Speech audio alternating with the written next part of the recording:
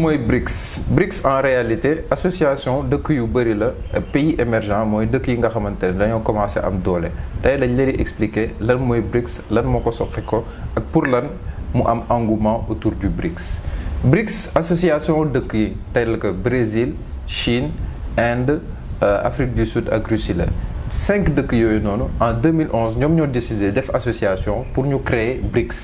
BRICS léegi day waxtaan ci lépp loo xamante ne dañoo bëgg créer benn monde bi nga xamante ne ñoom ak États-Unis la maanaam dañuy créer benn zone influence bi nga xamante ne ñoom tamit dinañ am seen wàllu wala dinañ am seen mën a kaddu boo xamante ne dañ ko mën a teg ci États-Unis parce que ñett wala 5 dëkk yooyu noonu ma énuméré nii léegi bokk nañ ci dëkk yi nga xamante ne ñoo gën a dynamique loolu la ñuy woowee des pays émergents mooy dëkk yi nga xamante ne temps yi moom vraiment depuis une dizaine d'années ñoom ñoo nekk au centre du monde ñoom ñooy créer de la valeur ajoutée ñoom ñooy créer affaire yu bëri par exemple jël nañ exemple Brésil dans le secteur agricole Chine dans le secteur de tout ce qui est création de usines ak lépp loo xamante ne infrastructure la ñoom ñooy leader bi. salaamaaleykum sama gars yi man Cheikh Tamba laa tudd entrepreneur la investisseur la dans pas mal de domaines d'activité suñu chaîne YouTube dañuy waxtaan ci lépp lu nga xamante ne wàllub xaalis la wàllub entrepreneuriat wàllub investissement ak lépp loo xamante ne day tax sa xaalis mën a yokku wala sa entreprise mën a gën a dox donc su dee concept bi intéressé na dama lay proposer à ce que nga abonné wu ci chaîne bi nga partager suñuy contenu nga liker comme ça ñu gën a mën a am ay participants suñu chaîne YouTube. BRICS soo leen ko déggee mooy maanaam association dëkk yu bëri comme ni ma ko expliqué sànq pays émergent su ñu nee pays émergent mooy dëkk yi nga xamante ne depuis une dizaine d'années commencé nañ am un réel engouement au niveau du monde comme ni ñu koy dundee nii soo leen jëlee Chine dëkk bu ci nekk dafa am ce qu'on appelle une politique soo jëlee Chine politique infrastructurelle moom lay proposer yeneen état yi nga xamante ne day ñëw mu ne la man dama lay construire wala dama lay jàppale à ce que sa dëkk nga mun koo defar ay infrastructure suñu nee infrastructure mooy maanaam tali maanaam hôpitaux maanaam lépp loo xamante ne daal day tax dëkk bi gën a mën a dox ndaxte infrastructure bokk na ci piliers yi nga xamante ne vraiment dëkk bi ci loolu lay sokkeekoo pour mu mën a dox bu baax soo jëlee Russie da lay proposer politique sécuritaire mooy maanaam tey jii nii Russie da lay naan sa dëkk amul sécurité wala sa dëkk comme ni ñu koy gisee Mali Centrafrique ak affaire yooyu noonu à travers des groupes paramilitaires ñoom duñu intervenir personnellement dañuy yabal ay sociétés yi nga xamante ne ñoom ñooy def liggéey bi comme par exemple ay groupe Wagner ak affaire yooyu noonu soo jëlee Inde ñoom seen spécialité mooy politique agricole fii nii Sénégal am na ay programmes yu bëri yi nga xamante ne République d'Inde moo ko sponsorisé wala moom moo ko financé ñoom seen spécialité mooy maanaam tey jii nii soo amee projet agricole ba nga xamante ne vraiment ñoom loolu mooy seen domaine d'expertise naan dama lay jàppale état bi ci lii ak lii mais ñooñu noonu dañoo def seen association ñu xam ne dëkk monde bi ñu nekk nii États-Unis dafay am doole trop ñoom ñi sax pour ñu am wala pour ñu mën a def dara seen biir dëkk wala suñu bëggee génn seen biir dëkk États-Unis dafa am influence trop léegi ils ont décidé à ce que ñu mettre en commun seen intérêt seen lépp nga xamante ne ils vont pouvoir je vais pas dire combattre les États-Unis mais ñu mën a créer benn monde bi nga xamante ne ñoom la suñu nee ñoom ne États-Unis wala suñu nee États-Unis ne ñoom ak Europe tey jii nii ils ont proposé récemment à Johannesburg semaine bii nii depuis mardi ñu ngi foofu benn congrès suñu président sax foofu la nekkoon dem na fa ñu ngi intégré nànk ay dëkk léegi dañoo dem ba seen politique bu bees bi ñu bëgg def mooy maanaam créer benn banque ba nga xamante ne day mën a éditer wala day mën a concurrencer États-Unis moo wax leen États-Unis xaalisam wala pouvoir am yëpp ça lenn rek la mooy dollar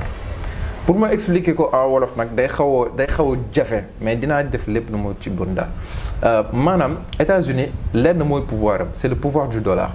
les États-Unis sont une puissance monétaire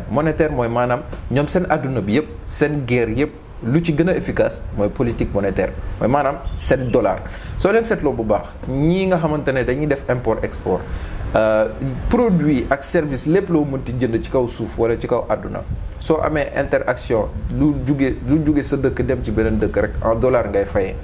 léegi États-Unis foofu lay jaar pour mu mën a noot ay dëkk yu bëri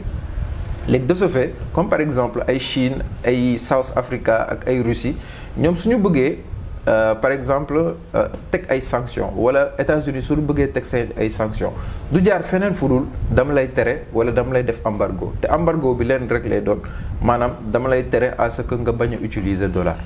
te tey jii nii lépp loo bëgg def wala lépp loo bëgg jënd wala nga def ay interaction au niveau du monde il faut nga jaar ci dollar donc raison pour laquelle affaire boobu noonu soo ko deful wala États-Unis foofu lay jaar pour mu mën a noot dëkk yu bëri léegi ñoom à un moment donné on avait ce qu'on appelle les sanctions États-Unis sur les ressortissants russes léegi ñoom noonu les Russes ak ñoo muus dañoo préparer affaire boobu noonu ñoo xam nañ ne États-Unis leen rek la mën def mooy maanaam jaar ci ay sanctions par le dollar pour mu mën a noot dëkk bi noot économie dëkk parce que dëkk neexul ba neex quoi qu'on puisse dire commerce moo yor dëkk jënd jaay moo yor dëkk et Russie ñoom leen lañ xam maanaam rouble lañ yor seen monnaie rouble la tudd seen monnaie boobu noonu ci la ñuy profiter à ce que ñuy jaay seen matière première mooy maanaam pétrole ak gaz ak lépp loo xamante ne daal day jóge ci sous-solu dëkk bi quoi léegi problème boobu noonu ñu amoon moo tax ñu ne vraiment léegi il faut que ñu créer suñu benn bloc ba nga xamante ne day tax du ñu mën a utiliser dollar ma wax leen il y a quelques mois si je ne me trompe pas on a commencé à utiliser le yuan mooy monnaie monnaie chinoise bi pour ñu mën a jënd jënd pétrole waaw si je ne me trompe pas on a pu commencer à acheter des barils de pétrole en yuan donc ce qui veut dire que États-Unis instant bii nii ñu ngi commencer xalaat wala ñu ngi commencer daw wala seen xel mu ngi commencer ñaaw ñu ne ñii de seen bloc bii nii si ça continue comme ça ñun suñu dollar wala suñu hégémonie dollar bi ñu am vraiment day commencer wàññeeku ci kaw suuf raison pour laquelle instant bii nii ñoom ñi waa BRICS ils sont en train de tout faire mooy maanaam ñu ngi def seen këntalay kattan pour tey jii nii ñu am un maximum de pays récemment seen sommet bu bees bii nii d'après les informations qu'on a déjà eues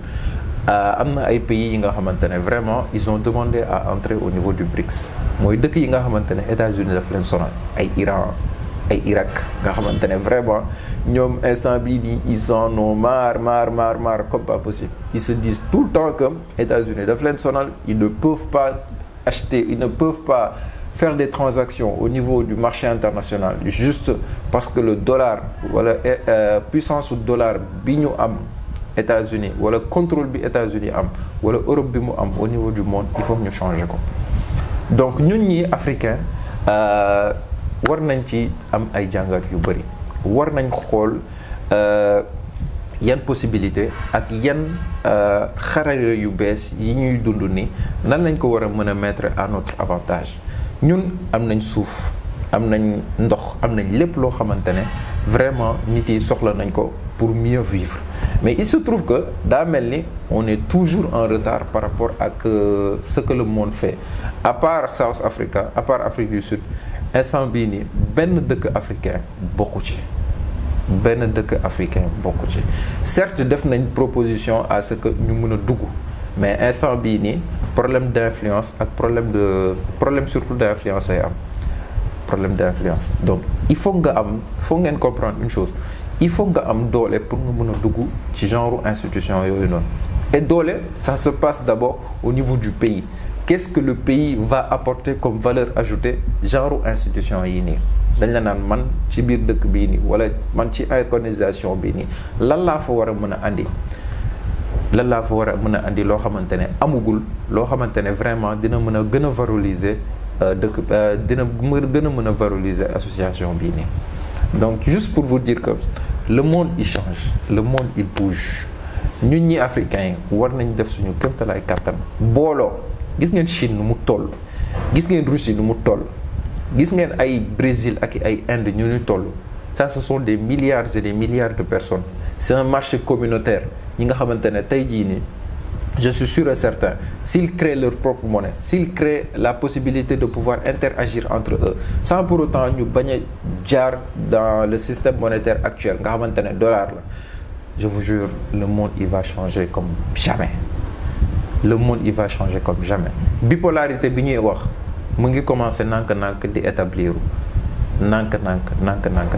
Au début ça va être difficile parce que instant bii nii ils sont juste en train de mettre les bases pour que affaire yi mën a dox bu baax ba pare affaire bi question de confiance la tant que confiance mu ngi am ñoom ñëpp ñu ngi mën